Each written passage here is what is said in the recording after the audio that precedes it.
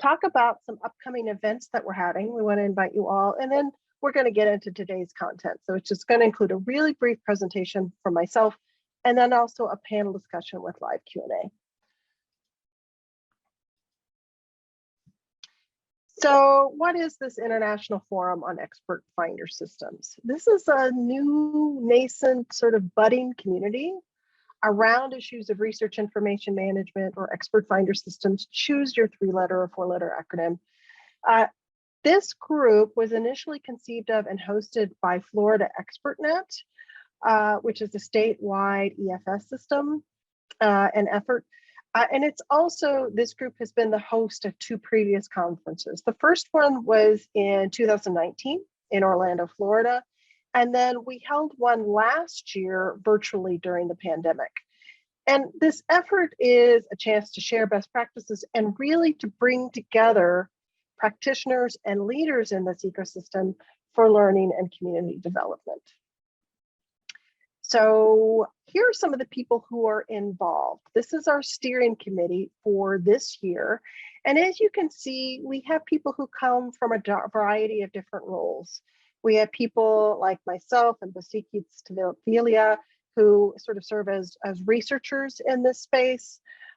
We have people who are practitioners in this space, like Amy Finley at Florida ExpertNet, like Bruce Herbert at Texas A&M, like Michelle Hutnick at Penn State, like Dave Scherer, who used to actually be at Carnegie Mellon, and others, also Jan Franzen, who is the chair of this effort and who is retired as the service lead for RIM systems at the University of Minnesota. We also have others who come from industry, such as Tina Moore and Ann Bainon from Clarivate. So, and we have folks from the research office, folks who are librarians. It's sort of an attempt to understand and bring in people who are working in this area in different ways. So a subgroup of this is our program committee with a couple of different folks who are also here. Matt Ramey, who's going to be leading our Q&A today, and Clark Iakavakis from Oklahoma State University. And together, this group is the one that's pulled together today's webinar, and also we're going to be working on future events. I'll tell you a little bit more about those. So here it is. Today we're talking about what is a research information management system, and we're going to be talking with some of these system providers. We have 2 other events coming up. The next one on September 28th is also actually on the EFS website, and that is on the intersection of faculty information systems, or FIS systems, with RIM systems. And then we're going to have another one on December 1st, which is really about research analytics. It's about how RIM systems can be used to support reporting use cases. So again, registration for these events is free. It's open to the community. It's open to anybody who wants to attend. And we encourage you to register for these. We also encourage you to save the date for the upcoming in-person EFS conference, which we've just confirmed for April 4 through 6 of next year in sunny Miami, Florida. So again, follow us for information about a call for papers, registration, and program information. So we're really excited to be able to meet in person. The best way to know what's happening with this community is to subscribe to the EFS list at expertfindersystems.org. I also want to invite you to follow us on Twitter at this address here. So that's most of the sort of things about EFS. Our agenda for today again is just some context setting that I'm going to do, and then we're going to dedicate almost all of the time for panel discussion with planned questions that then's going to transition with Matt Ramey's support for audience questions that will be prioritized beginning at 12 p.m. So as we have questions, we encourage you to enter those in the Q&A for the panelists. Matt's going to be sort of synthesizing those, and then he'll be fielding those for you as we move into that. So as you have a question, don't wait, just go ahead and put it in the Q&A. We also have chat. We invite you to introduce yourself. It's lovely to know who's here and where you're attending from, not just for us, but I think for everybody in the audience. It's also here for comment. If you have a link, if you have a comment, if you have something to share, please let's also use this as a way for us to share information as a community. Our goal with this is to share information, but it's also for us to start to look around in the virtual room and see who else is here to share information, and hopefully be a way for us to start to build relationships across what's a complex siloed community. Auto transcription isn't enabled, so you can access that, I understand, through Zoom. Recording is going on, and we're going to be making the slides available on the EFS website very soon. So let me transition into that. Again, I'm Rebecca Bryant. I serve as Senior Program Officer with OCLC Research. So I'm going to give a really short presentation related to what the heck is research information management. And this has been an area I've been doing some research in my role at OCLC Research. So OCLC is a large library cooperative, but we also have a research division. And so in my role there, it's really sort of in support of our nonprofit arm of serving libraries, is to investigate issues that are of high relevance to libraries today. And one of those areas we identified is this emerging research information management practices. So in some recent research we've done, we define RIM systems as those that support the transparent aggregation, curation, and utilization of data about research activities. So I'm going to talk a little bit more about that. This was a definition we put forward that came out of a recent research study we did that took a case study approach of examining the practices at 5 US institutions that are listed here. And we chose these institutions to examine because of their diversity of products, their diversity of use cases, their diversity of practices below the institution, at the institution, and maybe above the institution at state scale, for instance. And we collected information through semi-structured interviews with nearly 40 individuals at 8 institutions. So we looked at these institutions, and I know we have some folks in the audience from these institutions today. So Jan Franzen, who is the chair of the EFS steering committee, and I were the co-PIs on this project, and we were joined also by David Scherer, who was then at Carnegie Mellon, is now at Elsevier, and Pablo de Castro and Brenna Helmstutler to work on this project. It was great. I'll just say also a word about Pablo. It was great to have Pablo on this project.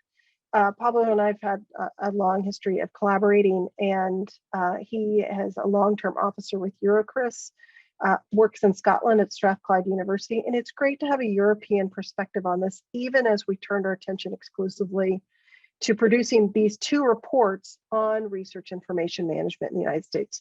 The link to these is here. They're available open access. We invite you to take a look. So some key findings. And some of this hopefully will read true for you if you're here in the United States, is that the US landscape is decentralized and has a lot of duplication of effort. We found that most of the institutions we looked at had more than 1 RIM system. And we found that they're often maintained by different stakeholders who then have created these silos because they're trying to address like their own problem instead of maybe looking at a system that can solve multiple problems. This all contributes to a landscape where people are really confused about what RIM systems are and what they can do.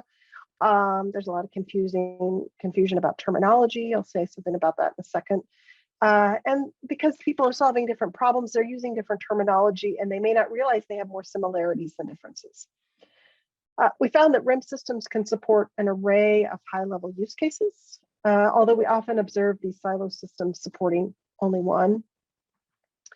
The US landscape is really different from what we see in places like the UK or Australia and other parts of Europe, for instance, where there are national reporting requirements that have really helped to, encourage the adoption of what are usually they're called CRIS systems.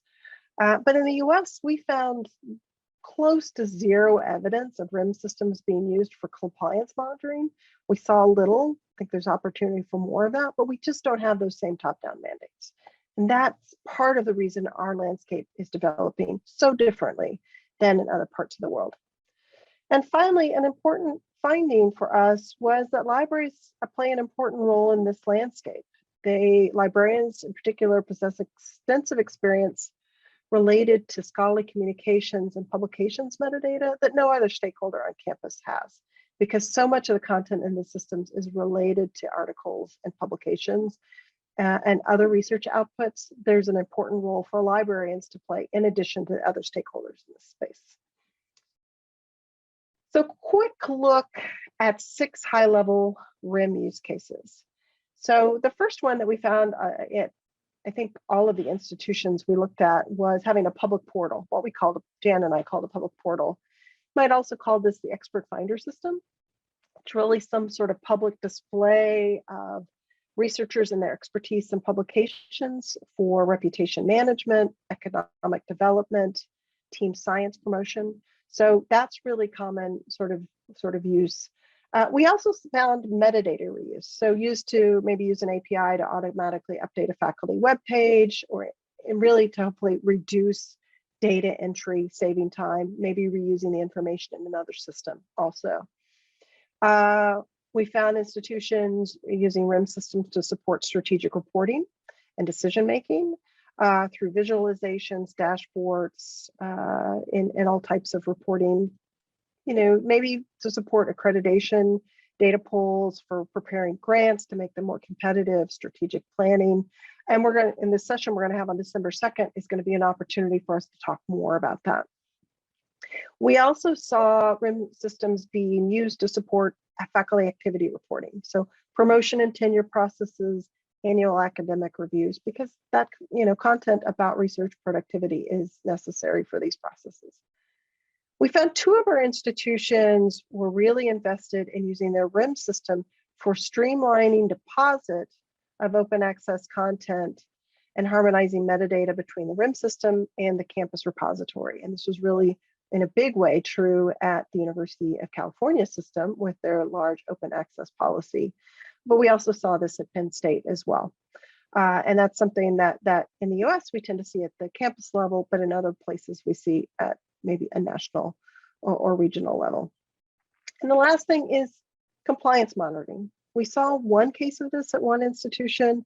I think it's an area that we could, maybe see to grow, but we include it here because we don't want this to be this sort of US only, look at the use cases. This is a really important use case in other locales, even though it's not a big one at this time in the US. The other thing I want to mention about this report is that we offer a framework for understanding what a RIM system looks like, sort of from a more technical sort of point of view. Well, this is really high level. And basically it's a funnel of information coming in from different sources, that whether it's entered or it's through a metadata editor or it's comes through a publication harvester into a central data store that then can be transferred out to support an array of needs. And that's really are these 6 high-level RIM use cases. So there's more about this in the report, but we found that looking at this model helped us understand the different systems across the different institutions we were looking at. So I'm using this term research information management. You're probably saying, yeah, but is this the same thing as expert finder system? Is it the same thing as a research networking system? That's what we're calling this. Is it the same thing as a CRIS system? And I would say yes. We're using a lot of different terminology because we have a lot of different people involved in this space. And so for me, if you've seen me present before, I joke about this being an alphabet soup. I'm really interested in how we can be thinking about these as really an umbrella of systems and practices that are really more similar than different, that may be serving a different use case, and we may be calling them certain things, but but in order to develop a community, let's think about what's similar about them. So another way that I find useful to talk about this is to think about the systems that people are using. And so some of these are going to be pretty familiar to you. Here's a quick tour. Elsevier's Pure system and Digital Science's Symplectic Element system really are systems that have reached maturity in the European space as CRIS systems, also have high adoption in the United States and North America, and really come sort of from more of the scholarly communications and publishing sector. And our panelists can correct me if they disagree with anything I'm saying here. And then also, we have systems like Profiles RNS that was developed by Harvard, and we have Vivo, which Bruce Herbert's going to speak about today, which are open source efforts that were seeded about a decade ago by the National Institutes of Health. And these have sort of primarily come from this point of view of serving public portals. And then we also have systems that probably fall into this sort of faculty information system, and that's Interfolio and Watermark's faculty success system that are sort of intended to support annual review, P&T, and I'll add symplectics to elements to this as well that can support that use case, noting that Interfolio has been recently acquired by Elsevier. Also on our panel today is folks from Clarivate to talk about their services in this area. And this one is Esplora, which is a relatively new entrant with an institutional repository at its core, coming from the library sector. So that sort of includes, some of our panelists today, which I'm going to get to.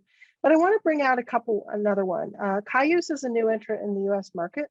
It's also sort of a hybrid RIM repository product that's now in the US space because of an acquisition of a UK product called Haplo, coming from the research administration sector. And then finally, a lot of you are probably scratching your head saying, well, what about academic analytics? And I have it sort of sitting outside of the umbrella. I would maybe call it as RIM-like. But it does aggregate a lot of the same information, and it can, really is used by a great many US institutions for reporting. So it's RIM-like. I'll say that we had invited folks from Cayuse and Academic Analytics to participate in this panel today, but they were unable to join us.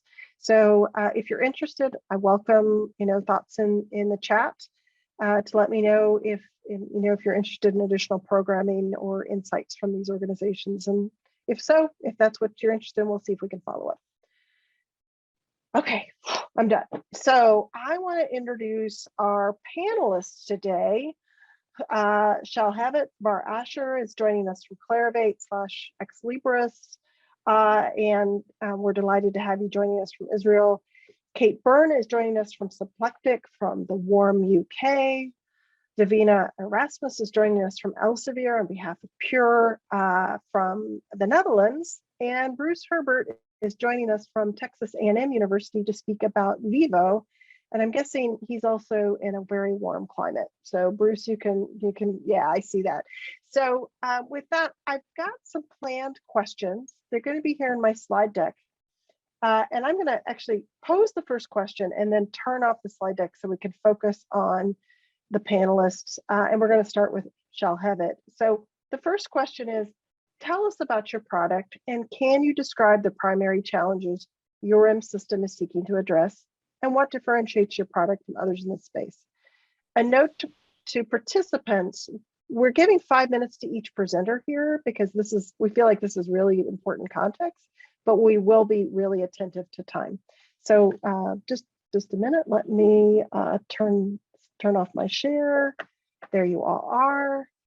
Shall Have It, are you here? I am here. Yes, had some trouble. I'm so glad. Okay. Okay. Yes, I'm here. Really glad to be part of this panel. So thank you for inviting me to participate. I'm a VP Research Information Management at Ex Libris, which is now part of Clarivate.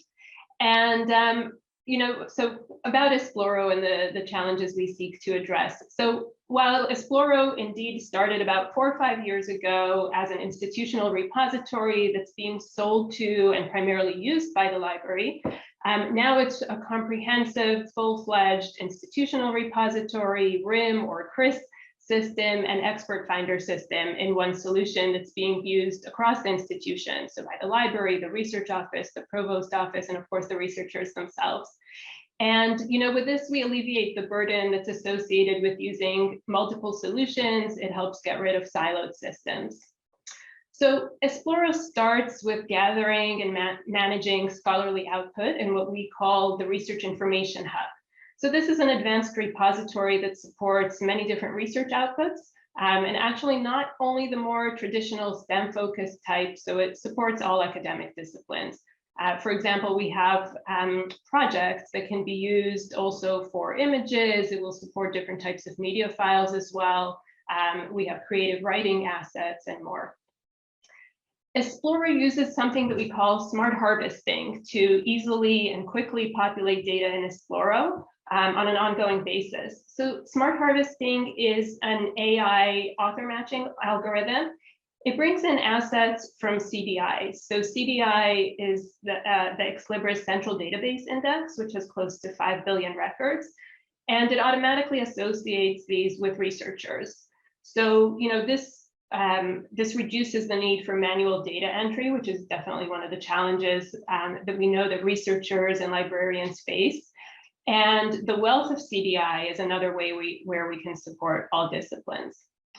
And then, this wealth of data is then, of course, showcased in a research portal and the researchers in a profiles or expert finder system.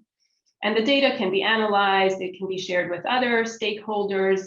It supports making data-driven decisions and can be also exported and used in other systems and workflows to also, support openness, support the fact that, institutions might still be using other systems, legacy systems they prefer to use for whatever purposes.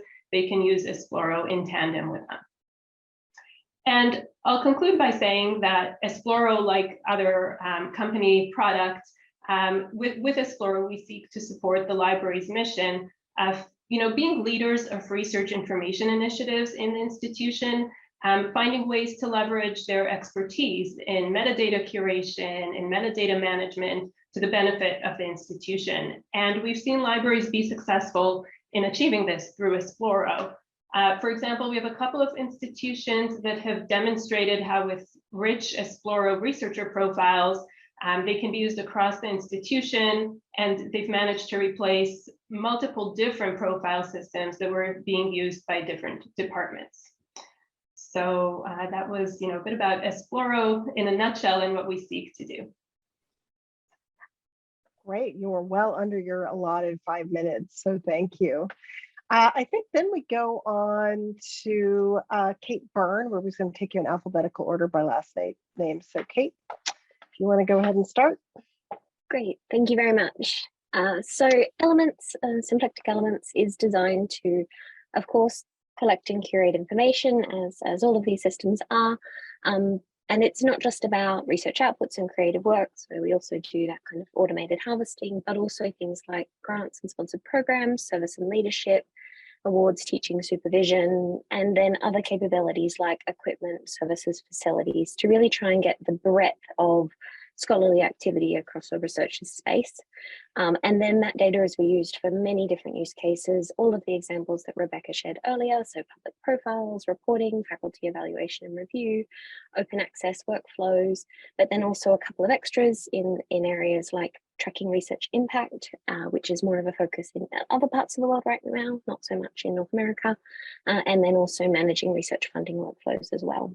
I would say the key use cases for Elements really vary geographically, as Rebecca pointed out. So in North America, the biggest focuses are public profiles, that faculty evaluation review, and I would add a little extra flavor to the reporting, which is around accreditation reporting and being able to pull out some of this data to support accreditation processes, as well as then it's really a really growing space using the system to help facilitate open access, and particularly where the compliance angle comes in, it tends to more be with things like institutional open access policies rather than national or funder-based mandates at the moment. And that it has been a real differentiator to the other parts of the world where, because there are those big national assessment exercises, that drives an initial level of engagement. But I would say a commonality around the world is actually the interest in encouraging engagement from faculty and researchers all year round, and not just when there is a P&T or a faculty activity that's got a deadline, or not just when there's a national assessment exercise coming up, but actually to ensure that there's multiple use cases feeding in to drive engagement with the system, and to make sure as much as possible these systems feel valuable and like there is a return on investment for faculty members spending their time using them, and that they're not just a thing that the organisation makes me use.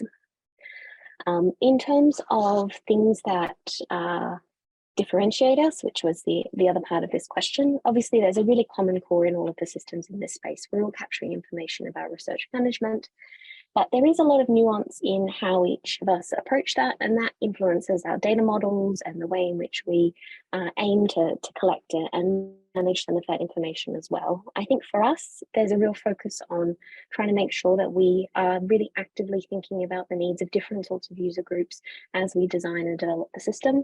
And that means really different strategies for engaging with different sorts of faculty and researchers so that they do feel it is as useful to them as possible.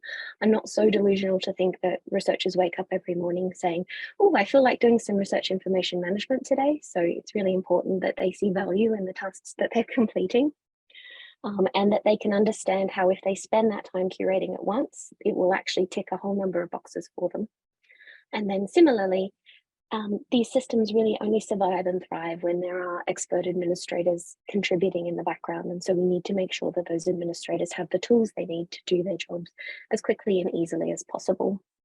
I'm also a really big believer in ensuring that these are not very nice cupboards, and that the data collected is easily accessible and readily reusable.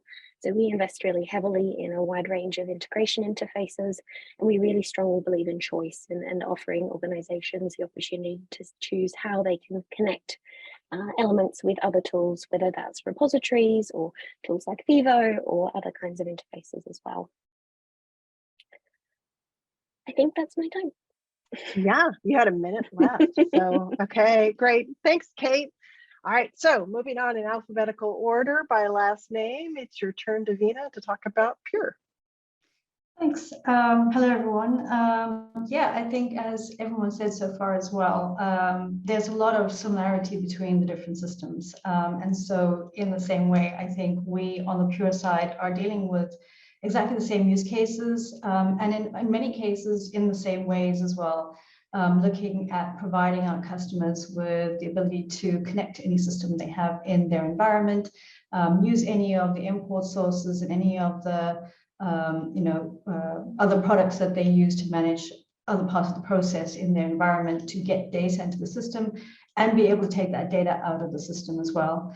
Again, all of those use cases that you pointed out as well, Rebecca. So, profiles on portals, being able to do reporting, use the data in the system to make decisions, better decisions, compliance, open access, and indeed looking at open access from that wider point of view, from having it on an institutional basis, but also sometimes on the compliance side when it comes to funders who are also mandating some of this in different parts of the world as well. I think when we come to talking about what differentiates us, it has a lot to do with where we started as a product. So we are traditionally a European product that started off in the conversation of Chris and being able to aggregate data towards assessments and those larger exercises that run mainly in Europe, indeed. But what we've seen over time, and as we've also started picking up customers across the world and just kind of getting in experience from many of our customers as well, is that the data in Pure starts to form this complete view of not just the research, but actually the whole research process, the research system in a way. And what we've been following down and experimenting with in conjunction with our customers is just the wider set of processes that the institutions are using to manage their research and to manage towards achieving their research outcomes. And what we're seeing is that the data in the system is actually very much the representation of the end products of the research, but actually there's a whole lot of process before that that leads to a lot of these artifacts in the system. And we get a lot of requests from customers to be able to manage the different sub-processes in there and connect all these different pieces together. So as you were pointing out as well earlier, the siloed processes that are running within the institution and resulting in having duplicate tools to do the same things across the different departments and things. So we've been looking a lot into that and investing heavily in being able to manage process, pull those processes together, and then see how that also can help the institution to be more efficient in how they're managing research, but also how they get to the outcomes they're trying to get to as well. We talk a lot about being able to manage your reputation as part of this piece, because actually, when we talk about things like reporting and assessment, we often talk about the data, but at the base of all of this is being able to put through the most representative view of yourself, the best view you can of yourself in your research. And we think that that is through the usage of things like reporting profiles, but also just using API to get data out in the way that you want to get it out to the other systems as well. And so those are the kind of aspects that we've been focusing a lot on, picking up a lot recently within our environment around impact and impact reporting, and being able to put that view together as well. So those are just some of the areas I think that we are focusing on, and I think that also just adds that extra nuance on what we're doing with Pure as well. Great, thank you. All right, Bruce, joining us from hot College Station, Texas. Yes. Your chance. So Bruce is here to speak about Vivo. Thanks, Rebecca. Yes, it is. For those of you that do things in Celsius, it's 41 degrees outside right now. So yes. My name is Bruce Herbert. I'm the Director of Scholarly Communications here at the Texas A&M University Libraries. I'm also the chair of the Vivo Leadership Group. And Vivo is probably in many ways the unique system in this panel for several important reasons. The first is we are an open source tool. So Vivo is a community program of the Lyrasis nonprofit group here in the US. And Vivo is being open source and an open community system has been embraced by many organizations around the world. It's a system that also is seeking to promote open data. And so one of the key ways we're doing that is we are the only semantic tool, I believe, among my great panelists here, who of course have great accents, and New York in Texas accent does not compete. So you guys just always sound so smart. Open data. So we're sharing our data through as a semantic tool, contributing to the growing knowledge graph around the world of metadata about of research. One of the key characteristics that also helps make Vivo unique and useful is that it has a customized ontology. And so the way we define the research data that we're collecting can be customized by every organization and institution that's used. And so when you see all the Vivo instances around the world, it is amazing in the diversity of ways that people are using Vivo and plugging it together like a Lego set in all kinds of different ways. So we have here at Texas A&M, our Vivo is used as a RIM system for our university, primarily to promote faculty reputation, reuse of data across the organization to promote efficiency, and as a data analytics system. But we also, Vivo is also the core system for organizations that represent many universities, like my colleagues at Sigma in Spain, representing a number of universities in Spain, or the newest, one of the newest members of the Vivo community is the Berlin Alliance, which is 6 universities in Berlin that are primarily building their Vivo system to promote collaboration across those universities. And then finally, one of the other amazing uses, we just had an organization in Brazil is building a national CRIS system based on Vivo down for the entire country, which is pretty cool. So what happens, what's really neat about Vivo is because of the characteristics of the system, the customizable ontology, the open REST API that allows data to be shared, our ability to link and coordinate with other systems, both commercial systems and other open source systems, is that it's really a Lego system. And it's something that you can then, each organization can build to form, to address its unique contexts and needs. And so it becomes really useful. The community, of course, collaborates together. So we're all in it together, trying to help each other and build collectively through a membership-driven program. So we'll talk more about Vivo. It's pretty exciting what's happening in the community. Thanks, Rebecca. Okay. Thanks, Bruce. You guys are awesome panelists for Stay on time. yeah. So I mean, I had my little timer on, but didn't need it. So we're going to move on to question 2. But I want to invite everybody who's participating. This is your session. So this is your chance to even anonymously ask questions. I think maybe anonymously questions of our panelists that you might have. So this is your forum. So yeah, so we're getting some questions and we'll get to those right at the top of the hour. So thank you for folks being to ask those. So second question, and whoever raises their hand first on the panel can answer this first, is how does your organization support universities or organizations who want to utilize data and services from more than one vendor, provider, or source? So how do you support interoperability, in other words? I'm happy to jump in. Yeah, go ahead. Oh, you go, Bruce. Kate, No, Kate no, was Kate, ahead. Kate was ahead yes. just by Kate, feel free. Okay. Yeah, I mean, in general, I would say we support it enthusiastically. So we offer 4 or 5 different integration interfaces. So that includes APIs, but also a dedicated reporting database that if you just want to pull out data can make it really easy because it's already transformed and in a nice simple flat table structure.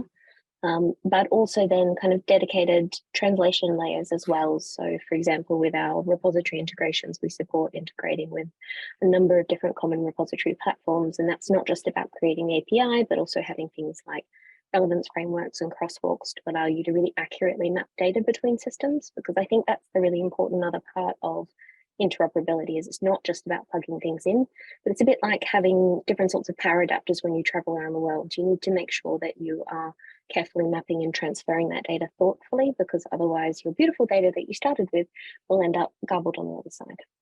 So we invest in both and then work with our community to apply those tools and providing guidance as needed. Over to you, Bruce. Yes, thank you. Yes, I wanted to brag about the work that digital science is doing because the ability to promote interoperability and build a customized system for my own colleagues here at Texas A&M is a perfect example. We recently used dimensions to classify all research done at A&M for its alliance with the UN Sustainable Development Goals, and it has actually built something that the faculty are quite proud of when they get the little icons on their profile. But at A&M, we are is a really good example of the importance of interoperability. Vivo as a system allows and promotes and encourages interoperability in this kind of Lego idea through the use of PIDs throughout our system. The customizable ontology is really important for data use around the campus, and the implementation of a REST API that allows easy data interoperability. And when other systems can meet those standards, then it's amazing how fast you can build stuff. Probably at A&M, the single most difficult challenge that we're working on now is that much of our research data at the institution is in silos, in legacy systems, including some that we've built ourselves. And the ability of Vivo to customize the ontologies has been the most most important characteristic of the Vivo system so that we can share data. So Davina, for instance, A&M is an Interfolio customer. And so we just completed, right now we're pushing all publications from Vivo into our faculty annual evaluation system. And it was a struggle to get it to work. It took us about 2 or 3 hours. No, it wasn't. It wasn't because Vivo, because we could mess with the Vivo ontology, we could then match to the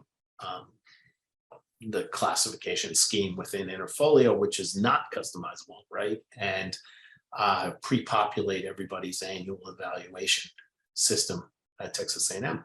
And the beauty is we estimate, given 4,000 faculty, that this is saving 8,000 to 10,000 hours of work for faculty so that they don't have to do that work. And we did that in a day or so.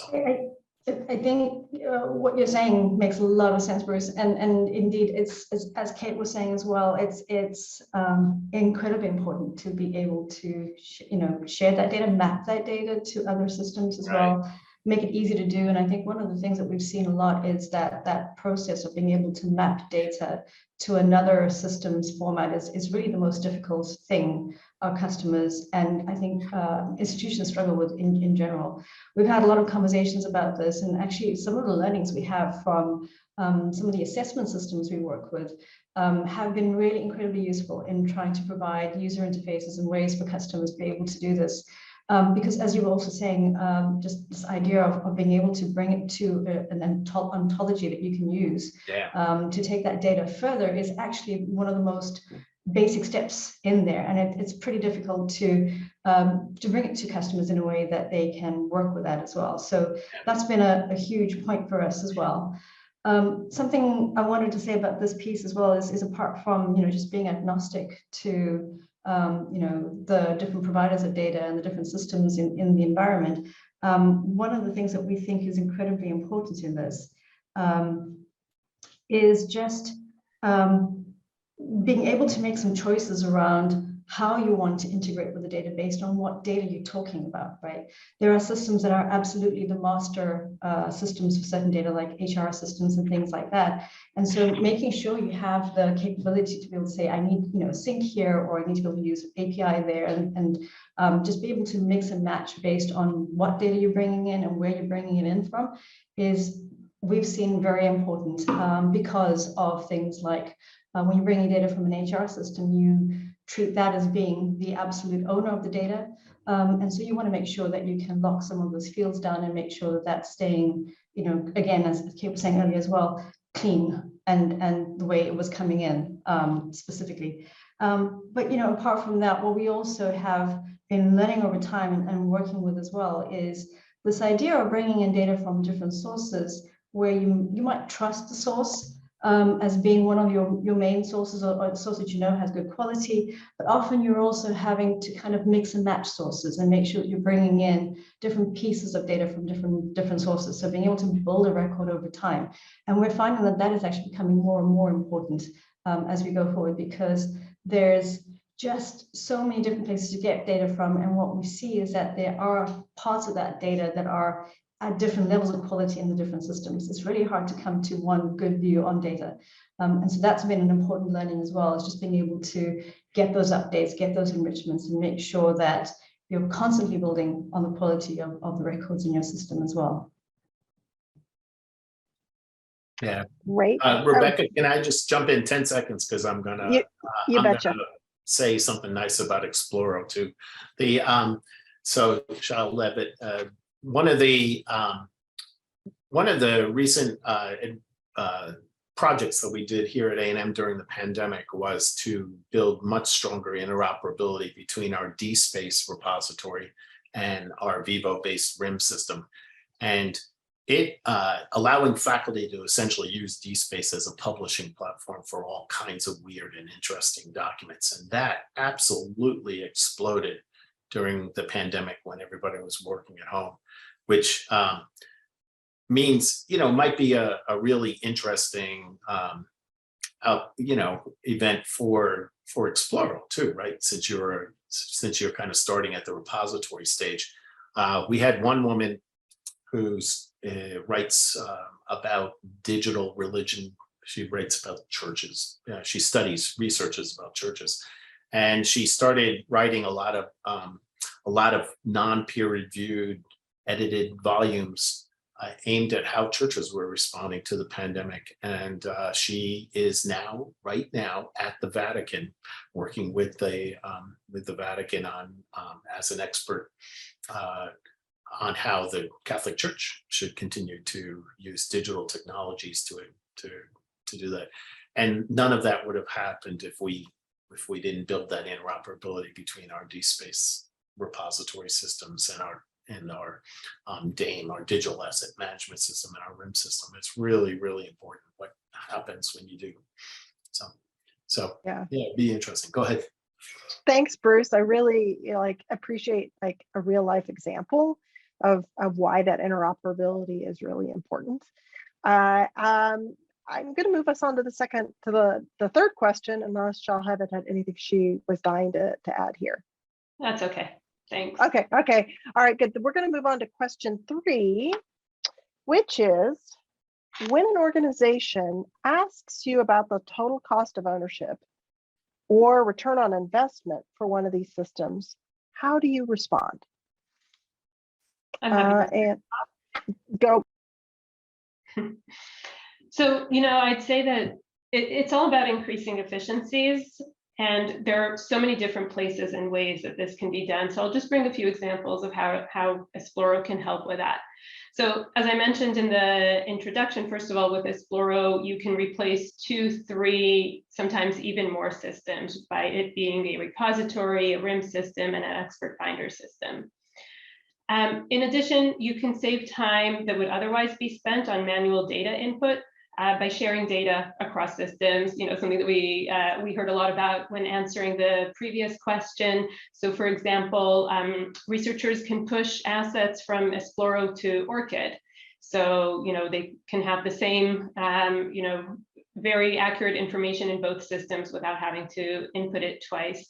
And also very significantly through smart harvesting, which brings in the assets automatically and matches them to researchers. So much less data needs to be entered manually. In addition, a lot of the institutions in the space that we're talking about are familiar with other higher ed solutions from Ex Libris, like Alma, like Primo VE, Leganto. And that allows to very easily reskill staff to use Exploro. It allows a very fast ramp up. And the last example I'll give is that data from Exploro is discoverable in Primo, in the discovery solution that we offer, together with open access and subscription collections. So users in the institution, have access to all institutional resources in one place, which also saves them time and a headache of what should I look for where. Thanks. Who's next? Danina? Well, yeah, so I just wanted to kind of add to what Charlotte was saying, just to say also, we actually ran a bit of research into this as well. And there is a report and a calculator that came out of this. So we surveyed customers and went into in-depth interviewing on this as well. So that's something that you could just search up and download and make use of. But what was interesting was that they, the main aspects that kind of came up, and it was mainly a comparison to doing it yourself, so building it yourself as well. Because there's a lot, I think, in the space that is RIMS, there's actually still a huge amount of do-it-yourself products out there, do-it-yourself solutions out there. And so a lot of the conversation was around being able to take a look at how you would, consider whether you would build yourself or actually take a product. And they talked about things like the once-off costs of licenses versus development, the implementation cost of it, the continuous maintenance and support cost of it, and then also the ability to continuously run this, the operational costs that are connected to a system like this as well. And I think when you look at all the different aspects of this and all the different pieces that come into play once you are looking at a system like this, it is quite a big component in there that needs to be considered that I think people don't necessarily think about when they're thinking of possibly building up or building a connection between a whole number of solutions as well within an institution environment. And when I was thinking about this, I actually thought to myself that it's very similar to the conversation we have on product when you're talking about whether to build, buy, or partner on different pieces of functionality. Because if you take, for example, something like search, it's a specialist functionality. And I think most product teams would say, don't build it yourself. Take a search product that has a team behind it that's building out specialist functionality and keeping up with technology and keeping up with trends in search and things. Use that technology, build further on it. And I think that's a very similar conversation to be had when you're looking at the TCO behind, working with a RIM system or going out to build for yourself as well. I see Bruce is unmuted, so go ahead, Bruce. And you just muted yourself. Yeah, no, I'm good. Okay, Kate? Yeah, I think to just add to that, obviously the other thing that we bring is expertise. We live and breathe this stuff. I am that person who gets irrationally upset about bad metadata and thinking about how we associate some of this stuff. Even some of my team laugh at me. But we live in this space, and there is actually an amplification benefit. We get to work with organizations around the world, and we get to see commonalities and use cases. And we also have really incredibly active, generous communities who work with each other. And I think there are benefits in connecting into those communities rather than necessarily going it alone. But in terms of the actual other impacts locally, which is probably the other question that many people joining are wondering, what sort of resources do you need locally to support these sorts of systems? Well, it is going to vary based on the kinds of organizations you're at. But I think the things to think about is that you don't necessarily need a really large dedicated team of experts running these systems. Sometimes it can be just one or a couple of people. But what is often really powerful is tapping into the networks of people with relevant institutional expertise across your campuses. And some of the most successful implementations we see are where there's really effective cross-campus coalitions that bring together those expertises across the research office, across the library, across the Office of Sponsored Programs and Academic Affairs, for two reasons. One, they all know different things about the space and will be able to contribute to making sure the system is relevant, but also that's going to bring your use cases. And again, it's going to feel most useful to your researchers. It's going to be most successful the more of those boxes that it's ticking and bringing together as a part of a core workflow. Yes, I think somebody coined the phrase social interoperability to describe that, but I can't remember who. Thanks, Bruce. Yes, that would be me. Yes, we found that really important at A&M is to build collaborations, serve different use cases. Probably, for instance, one of the probably the most important thing we did in starting our RIM system scholars at Texas A&M at Texas A&M was after creating initial profiles for the medical school, we did it for the English department.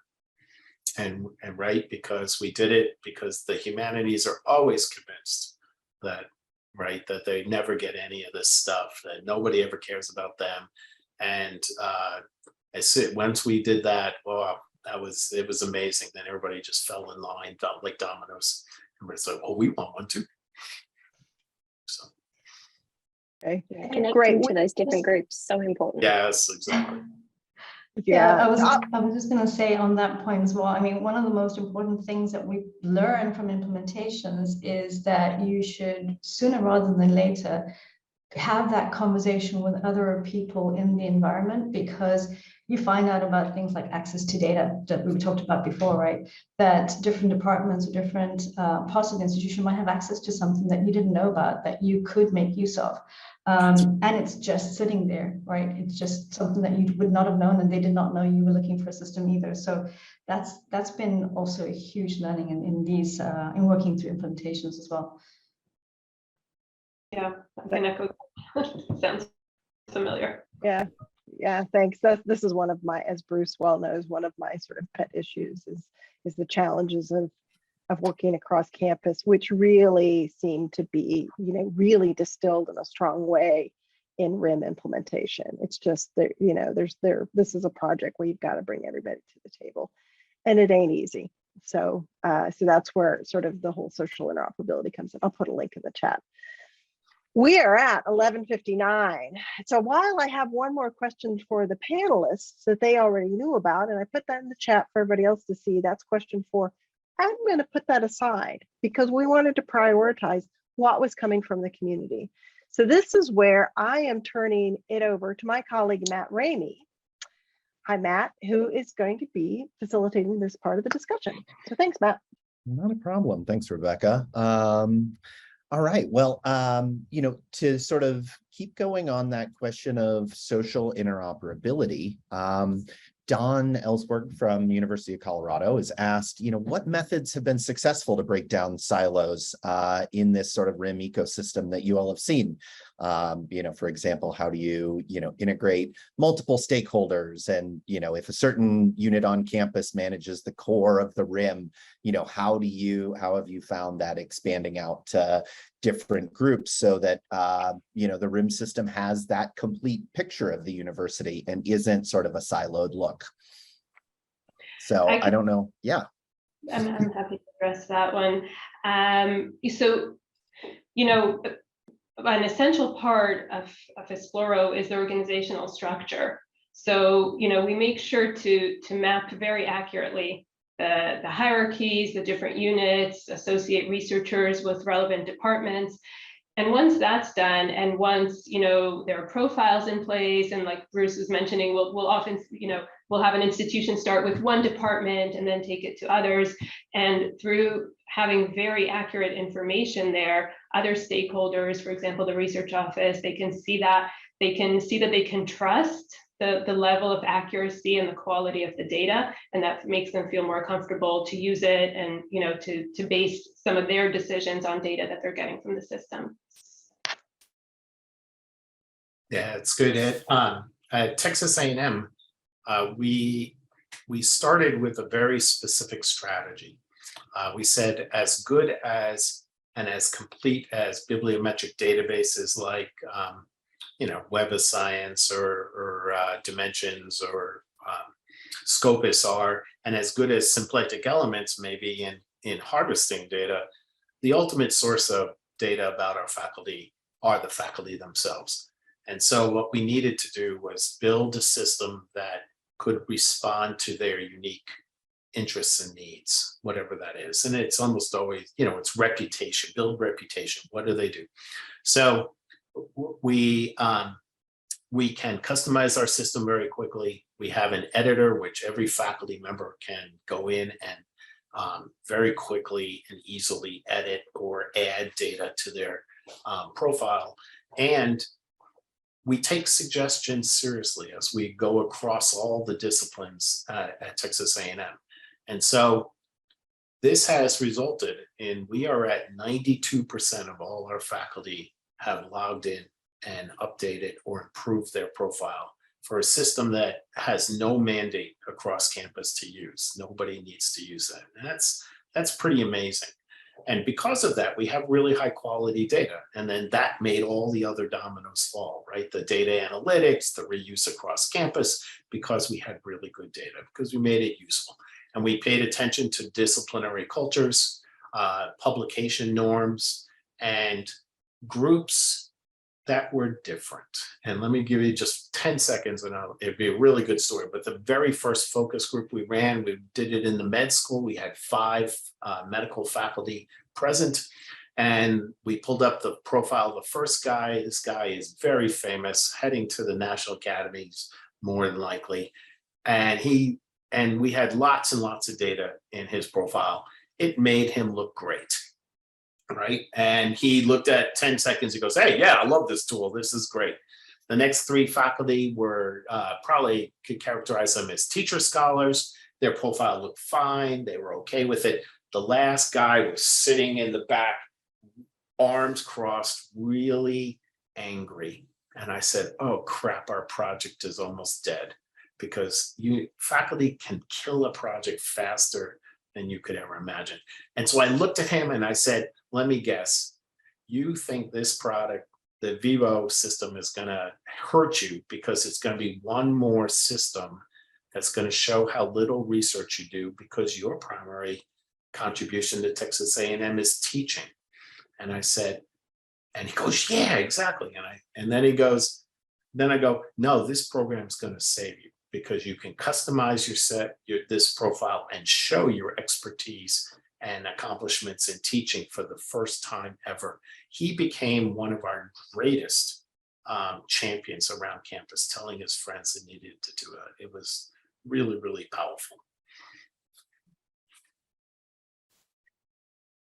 So I think there's sort of three angles to it. One is absolutely the configurability piece that has been touched upon. I can't echo that strongly enough. I think the second is an interoperability piece. So in the example given here, we're talking about 3 different groups that almost certainly have sources of truth that should be looking at bringing that data in to minimize the amount of manual handling that needs to be there.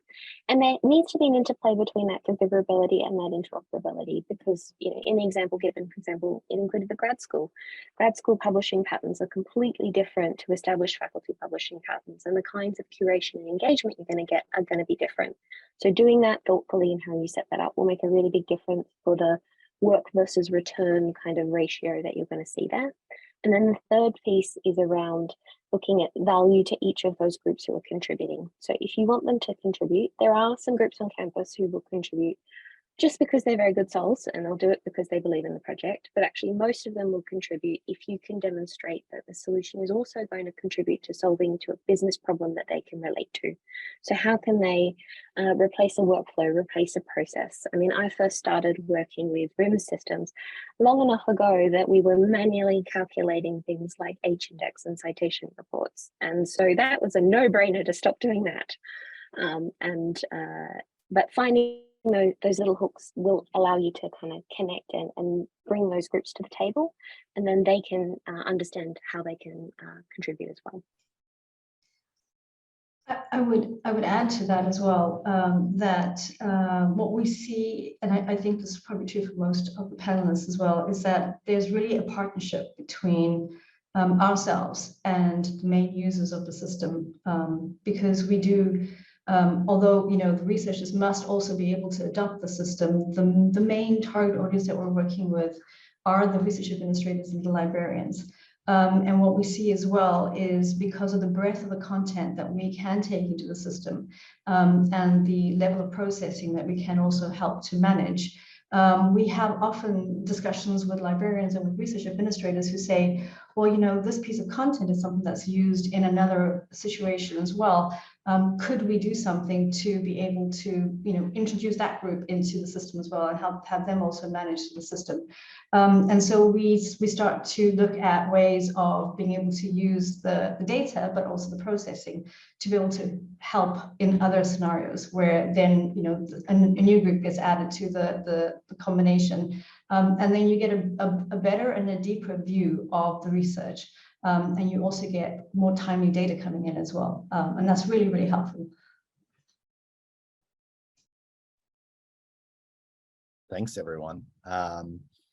So to pull on that sort of thread about data that you ended on, Davina, I'm going to combine a question from Basiki and Joseph, and wondering if you guys could speak to sort of the data quality assurance mechanisms or workflows that are built into the RIM systems that each of you are offering, but also then talk about the experience from Joseph's question of the manual effort that's required to do some of the data cleanup in each of these systems, and talk about how your systems are, improving, and that there's not this quick and easy data look, but how they're improving. So I'll turn it over to all of you. I'm happy to jump in here.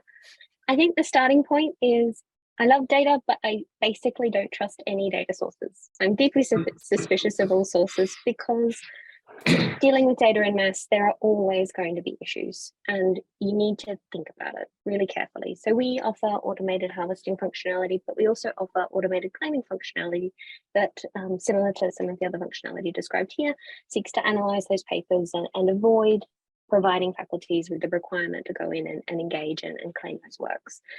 And we use researcher identifiers, many different kinds, both things like ORCIDs, but email addresses and other things to do that sort of automation.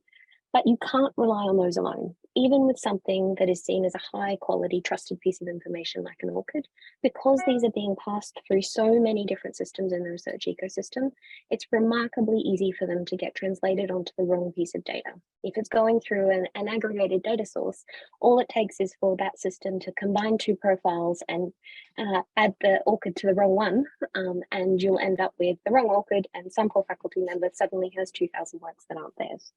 So we're always careful to look for points of cross-data validation before we make system-driven decisions, and balancing that with where faculty are then asked to engage. So for example, working with identifiers, actually offer them 3 different settings. So they can say, yes, this ID is me, and always claim them. But even if they do, we're going to cross-check with other things we know about them. They can say, this is something that I'm not sure about, so just ignore it. But they can also say, this is definitely not me. This is my doppelganger who researches in another area. I don't want to see their stuff. So it's looking at having kind of adaptive rules that can deal with the different sorts of data issues that can come up, and balancing that then with manual data verification and having tools and reports that allow you to do that. And you mentioned IDs, and there's so many more IDs out there, and bringing them in automatically, and we're definitely seeing more researchers with IDs, which is very helpful. But let's not forget that so many of the assets that are out there don't have the IDs associated with them. So, a few things from the Explorer perspective and smart harvesting, with which, if I read Joseph's question in full, I think he's referring to. So when smart harvesting brings assets into Explorer, it assigns a level of confidence in matching the asset to the researcher. So there are 3 different levels. And many institutions choose for the strong match, and even for the next level to auto approve, after using the system for a while and feeling comfortable with it. But we also recognize, and like Kate said, it can never be perfect. And a librarian can spend quite a bit of time trying to figure out, is this a match? Is this not a match? We know that so many names are common. There are papers that have people with the same name on the same paper. And that's why, we're also starting to allow researchers to approve matches, right? A researcher knows right away, is it theirs, isn't it? And if librarians prefer, they can, offer this to their researchers. So that together with auto approval really makes a big difference. And Bruce mentioned before that researchers can, of course, modify their profiles, make corrections themselves, and I think that's a must in these systems.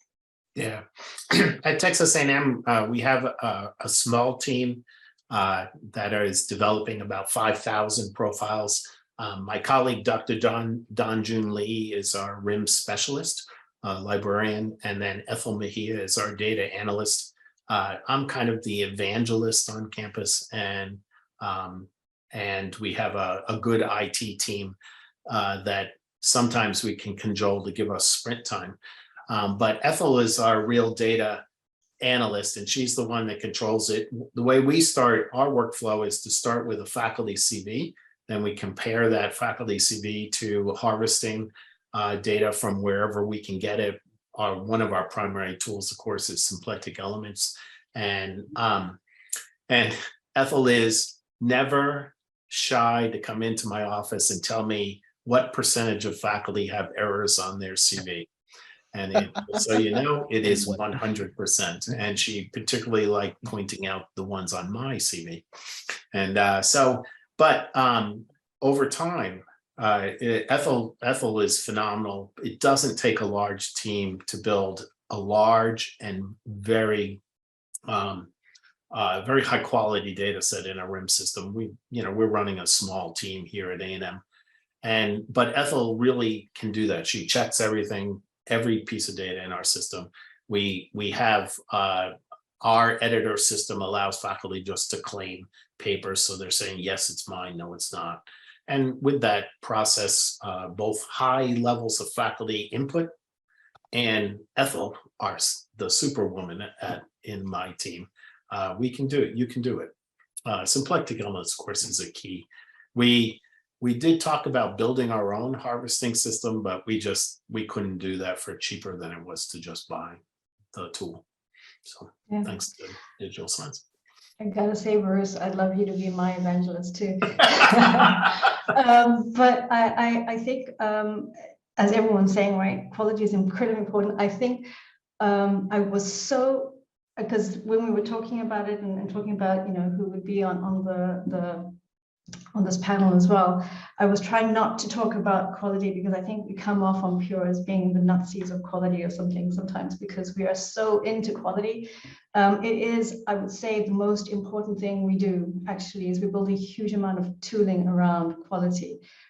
We have an acronym for it, or we have a little thing that a moniker, I suppose you call it. We call it the 5 C's of quality, which is completeness, correctness, connectedness, currency, and compliance. And basically it's just, looking into all of the reasons that you have data, why you need it, and what that data needs to be like in order to be able to use it properly. And it is completely true, while we would love to get to a world where it is going to be 100% no touch coverage, you can just get data from sources and it will all be perfectly clean, but also you can make all those connections and all the IDs are always going to be correct. We know that everyone's got multiple ORCID IDs and Scopus author IDs and all those kinds of things as well, right? So you're never going to get to this completely clean view. And so there's a lot in terms of processing. There's workflow, there's processing tools, there's reporting tools to help you work out what's missing, what's the quality level that you're looking at right now. We're constantly adding those kinds of things as well. And that's actually one of the reasons that we introduced this whole system that we call available updates, of being able to check for all the content you have in the system. Can we find updates in the different import sources? Because there's that view of, maybe getting to a more high quality set of data by being able to pull together different pieces from different sources, and in that way completing the record, and then getting to correctness, and then following on from that into all the other pieces as well. So there's that. The one thing I would also say is that we're never going to get away from any kind of manual work in here, and so we also then try to make sure that there's self-service everywhere as well, so that a researcher can, if they come into the system and say, well, you're missing something still, with all the other tools you've got in place and all the things of other people having brought content in, and I could just say, yes, this is me or not, or whatever. There's still something missing that you can just kind of say, okay, then I'm going to go search for that and import it directly and bring it into the system as well. So there's just so many different points in here of being able to build in the quality into the system.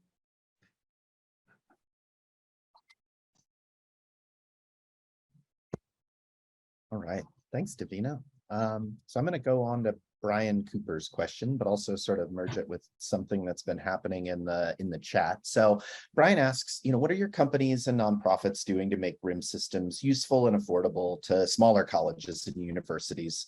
What are the challenges you're facing? And I would actually go beyond that to maybe sort of, how are your RIM systems existing now beyond university walls, looking to describe projects or collaborations that are going beyond just a single university?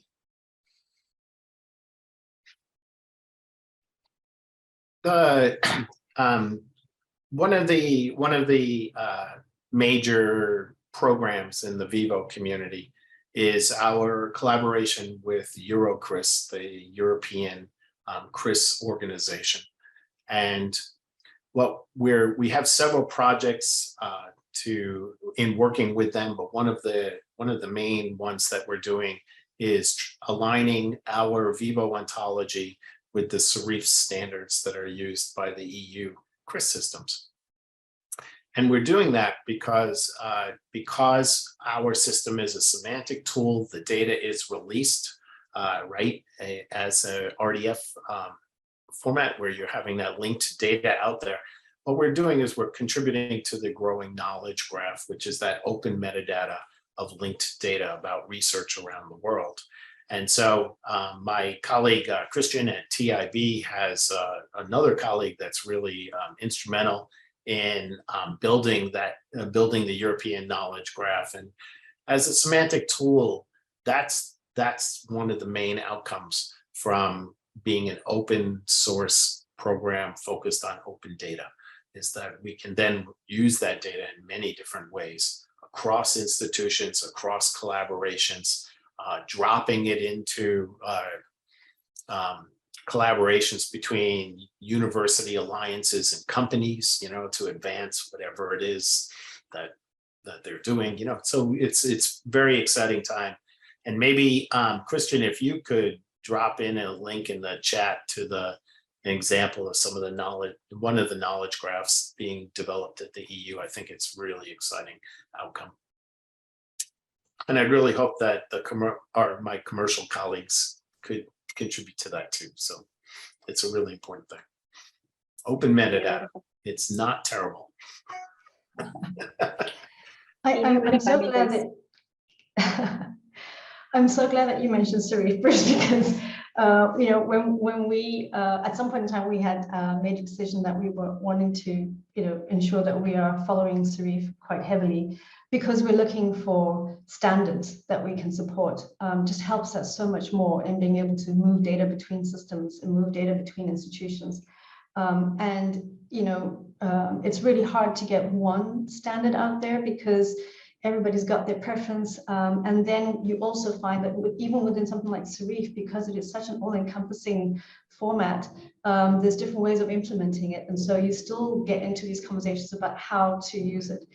So it's really great. And if we could all just push for it, it'd be great. Then we can maybe get to one that we all believe in and we can all work with. That would be really, really wonderful. But apart from that, what we also see, and something that we're working on, and so it's not something that we have a complete answer to yet, but we are working on this with customers and working on it within communities, is this idea of community and being able to work together. When we started the community conversations, we were looking mainly at being able to harvest content from multiple institutions so they can bring together content and have this working across institutions and reporting and showcasing and things like that. And we've had a really good example in the Netherlands of one of our customer groups that's working together in a community, and it's the medical centers within these institutions that were then politically put together. And so what they did is they came together in the community and created new organizational structure to show how they work together in specific areas in the medical centers now as one big group. And it's those kinds of conversations that have gotten us thinking about how to take community from the other direction. So how do we bring it in from the collaboration point of view? How do we get people to maybe work together in a collaborative format within a community and bring that down from there into the individual institutions again? Because the thing that I say a lot to people as well is that research is collaborative, but the research administration is not. And we then go off in these silos and try to manage these things in these silos, but it's really impossible when the research is happening so collaboratively. And so we're looking at how to turn that on its head and bring that together from that point of view and then bring that back down again and see how that would help in this conversation. To loop back a little bit to the two sides of Matt's question, I think in terms of the smaller organizations, or actually even larger ones, it can be really overwhelming to look at the broad variety of use cases you can tackle with this system and feel like you need to do them all at once and that it's going to be a big undertaking and really expensive. But it really doesn't have to be that way. So Elements is designed to be very modular, both in terms of actually your ability to only see and use parts of the system, but also licensed in a modular way. So if there are just one or two use cases that you want to focus in on, such as Bruce and Texas A&M's focus in on that publication harvesting piece, you can use those individual pieces, and that can often give you a starting point. And then over time, as you grow your interactions with other colleges or campuses or other parts of the organization, then you can look at how you could invest further. So it doesn't have to be a massive all-at-one project, and that can both make it more viable from a local resourcing perspective as much as from a licensing perspective.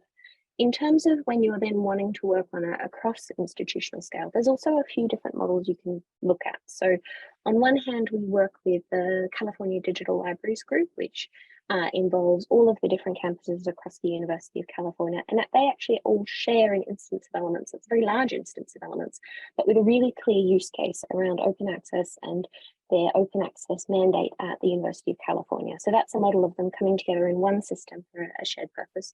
But on the other hand, we work with the Ohio Innovation Exchange, and I believe Jeff from that is on this call, so I'm sure he will gladly give you lots of details. But that's a case where there's a variety of different institutions across the state of Ohio who are all contributing to a central tool designed to engage with industry and to develop industry partnerships. And some of those are institutions which use their own element system, and we can feed from one element system to another automatically. But others who are smaller can just provide a core set of data, and then the state actually manages an element system that can do more of that automatic harvesting for them. So there's a few different models that are available depending on what sort of networks you have to tap into and what sort of tools you have available to you. And going back also to the affordability, I addressed it earlier when I spoke about the total cost of ownership and increasing efficiencies. And I'll just add that, you know, going back again to smart harvesting, which is a big part of Esploro. It's based on a very extensive database, and it's included with Esploro. It's not, you know, an additional cost. So a smaller institution benefits from that, just like a larger institution would.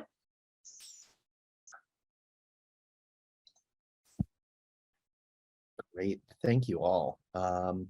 It looks like there's one question from from Rajiv at Princeton about use cases of RIM systems in the US that have successfully integrated a public portal with a FAR, or faculty activity reporting and compliance system. And so was wondering, before I sort of turn it over for probably the last question here, unfortunately, we will be having the next webinar in this series is about faculty information systems and RIM systems working together and the intersection. So it looks like registration is still being enabled for that, but we will be sending out more information. So I'll just turn it over to this group. Where all have you guys seen success in the integration of these RIM and faculty reporting systems? Because, you know, as someone who worked in this space, there are slightly different flavors for what needs to go on a public profile versus what is needed for an annual merit assessment. So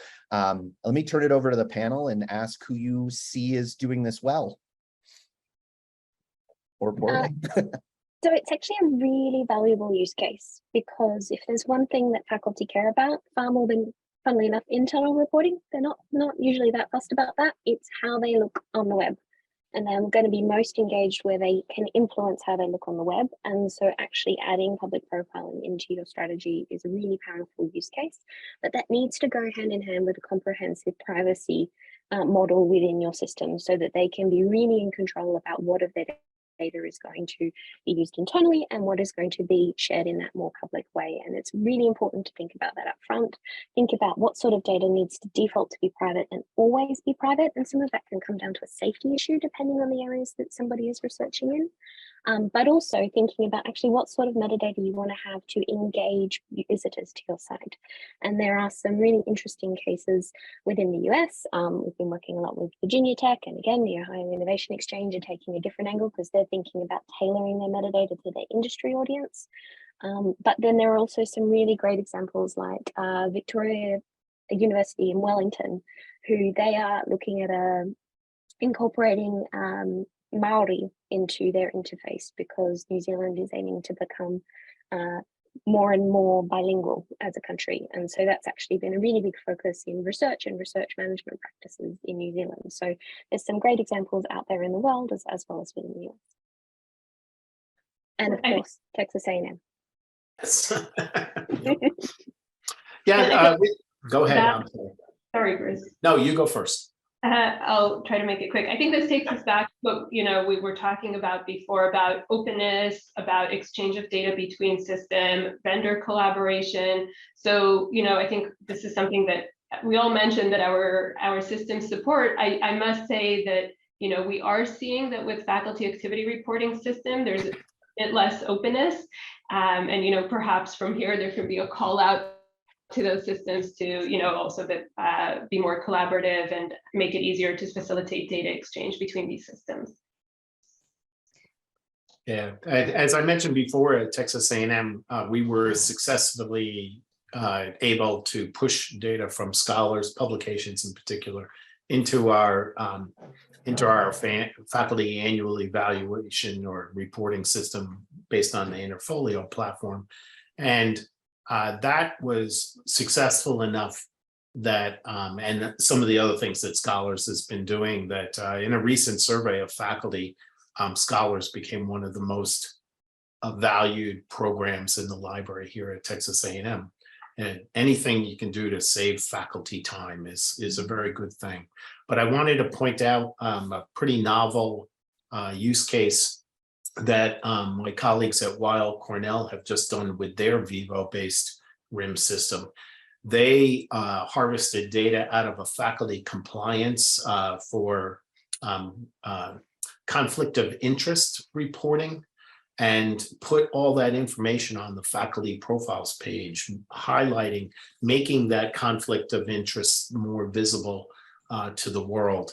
And the idea here is pretty interesting. It's the idea is that faculty will be more likely to conduct responsible conduct of research, to have more integrity if you make it more visible. And there was a real unique and interesting use case that was just developed by my friends at Weill Cornell. That is really interesting. I would say, so it has already been mentioned in the chat a few times as well, but we have a few customers who do integrate their faculty activity systems with Pure.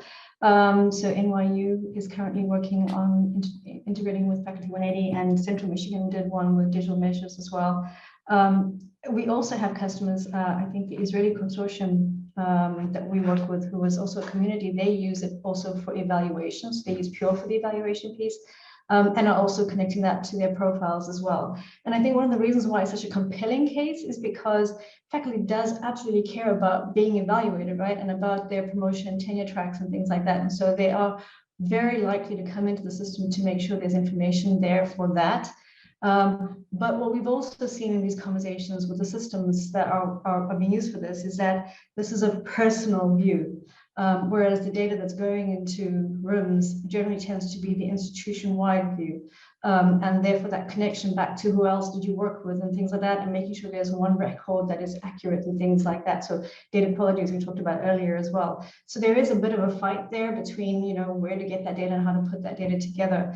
But I think what it comes down to is again, alluding to one of those other conversations we had earlier, was where can you get that record as early as possible and then make that record as complete as possible over time so you can use it in both directions. And that's what we're looking at as well when we have these conversations with the faculty reporting tools as well, is to be able to jump in on the fact that faculty are connecting and then build out that relationship and build out the information in the system so it's usable in many, many directions as well. Okay, Matt, did you want me to take over here? I can. Okay. That's it. All right. I am going to conclude our conversation. I want to thank all of our panelists. I know we didn't get to all the questions, but you know what? Come back, join us September 28th for our next webinar, and you're going to get another chance. And so yeah, and I see that the registration has just been enabled for that. So I believe you can click on the link now and register. So thank you all for spending 90 minutes with us. And this concludes today's webinar.